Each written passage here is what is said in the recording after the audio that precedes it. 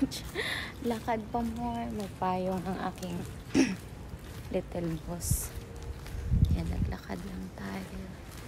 Dito ako dumaan sa malapit lang sa bahay.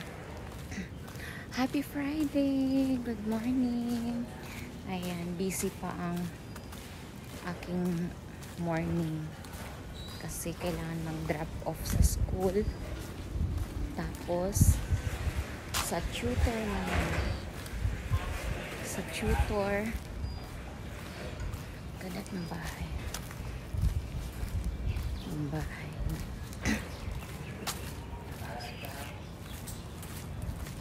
Yan, malapit na tayo sa bahay.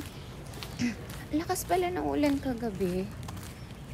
Kasi sa kalsada talagang may mga tubig pang natitira. Siguro nakabaha.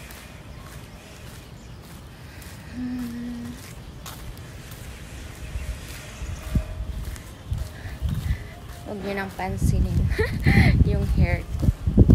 Buhag-hag mo talaga. Oh my gosh.